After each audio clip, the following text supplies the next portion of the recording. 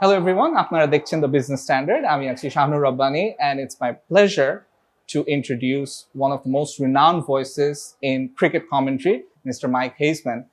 I've been following you or listening to you ever since I was a kid in the 90s. Let's talk a bit about your career. Obviously, you grew up in Australia, you were born there, you played for South Australia as well. Tell us a bit about your cricketing journey. Cricketing journey, South Australia when I was 22, I think it was. I played there. We had a terrific side in those days. Joel Garner, Rodney Hogg, David Hooks, to name a few. Wayne Phillips as well, played for Australia for a long time. But it was a terrific time with South Australia, successful. Then I went on the Kim Hughes Rebel Tour to South Africa and had a very successful second year of that tour. That was 2 years. And whilst I was there, got involved in a little bit of business, and I played in Leicestershire in the UK also, so 3 continents. I played for a long time, played for 10 years, played over 100 games, and then I was at the right place at the right time when I got involved in the media. So that's exactly. Let's find out a bit more about that. Because when I heard you first time on television, and I'm big on accents, so I used to think that you're a South African guy. A lot of people do. I think How did that happen? Yeah, I think the Australian accent. I'm from Adelaide, so that's never been a strong Australian accent place anyway. And also the fact that I spent so many years in England playing at Leicestershire also probably softened it a little bit. And then living in South Africa, I consider myself a bit of a pavement special. I'm sort of, I now live in the US, so I'm sort of all over the place when it comes to places. Yeah. But getting involved in commentary was, as I said, was the right time, the right place. I was still playing at the time, playing at Transvaal, the Wanderers, and Australia was 94. Were touring South Africa, and suddenly they realised the national broadcaster realised in those days as SABC realised they didn't have anyone who knew anything much about the Australian cricketers when they were coming, and it was literally a couple of weeks away. So they sent me across for a test and a day-night game, Benson Hedges day-night game in Bloemfontein, and that went pretty well. Then my very next game was a test match of the Wanderers, so it was the right time, right place, and I was really lucky that I had someone like Robin Jackman, who was a good mate of mine. Sadly, he's passed away now, but a good mate of mine who took me under his wing and put me on the right track, which was enormously advantageous. And that's basically where I started in '94 as a commentator, and here I am. It'll be 30 years next month. Yeah, that's massive. It's we can say that you've been the voice of South African cricket for many years. Now that you've shifted to LA and you've done commentary elsewhere, and now you're covering the Bangladesh cricket series as well. How has the change been? What do you think of your career moving forward? I loved my playing career, and the fact that I toured South Africa and met a lot of people there has made a massive difference to me, because I always wanted, when I finished playing, to be a broadcaster, so I got that opportunity. And I've been with Supersport for 3 years, SABC, Supersport for 27 years now, and still going strong with them. And living in LA, I was the director of cricket for Stanford 2020 and the front man, and that's why I went to the States and was living in Miami and working in the Caribbean a lot. Would you like to tell us a bit about that experience? It was wonderful. It didn't end well eventually. It didn't. It suddenly crashed. I mean, dramatically. We all found out, and we weren't to know at the time. We all found out that obviously it wasn't his money, and but the actual events that were put on, the domestic, all the 20 islands in the Caribbean.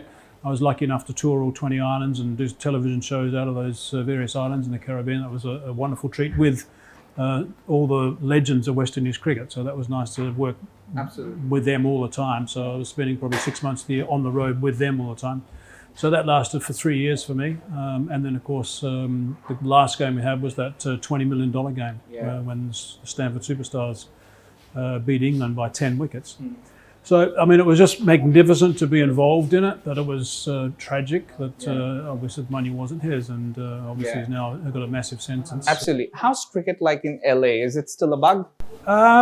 It hasn't taken off dramatically. I mean, it's still played quite a bit, and there's a lot of Asian cricket players in the clubs.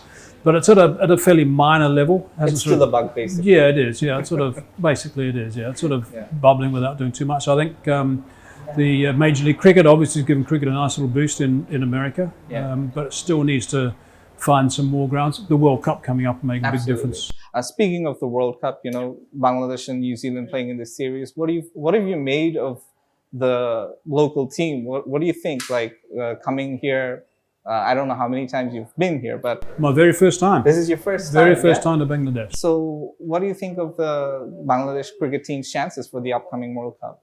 I think that, one thing that I'm absolutely delighted in is the fact that there's this fast bowling pack. I just think it's wonderful. I mean, I've obviously commentated a lot against with Bangladesh playing. Yeah. I actually remembered in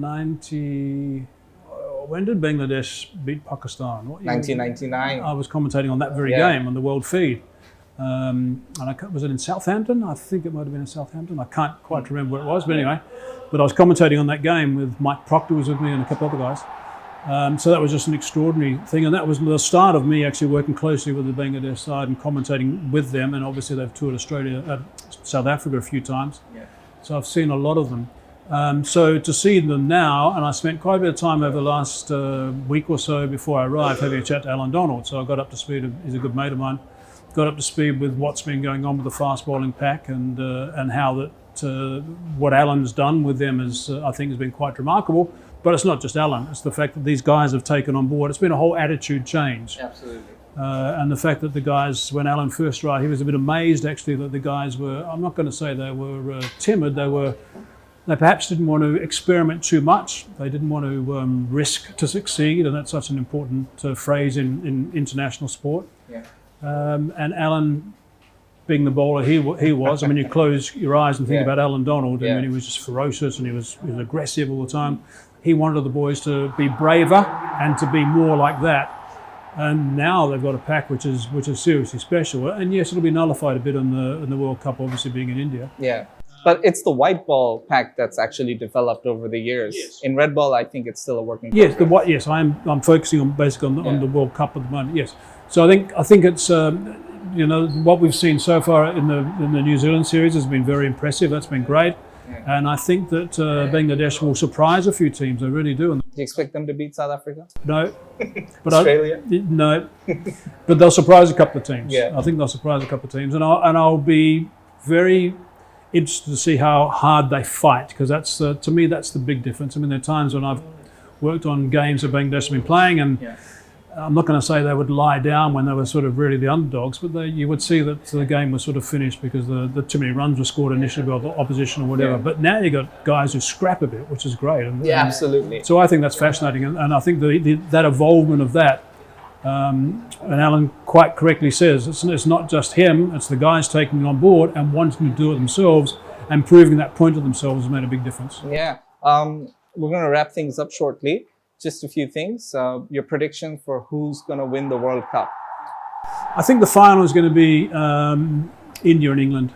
I think that's going to be the final. I think they're the two dangerous sides. I would love to think that England's going to win. I'm not sure they will though, but I think the final will be those two teams. So your heart's going to be with England if they play? Yeah, it will, and that's tough for an Australian, believe me. And of course, in commentary, what's been your favorite or most liked moment so far?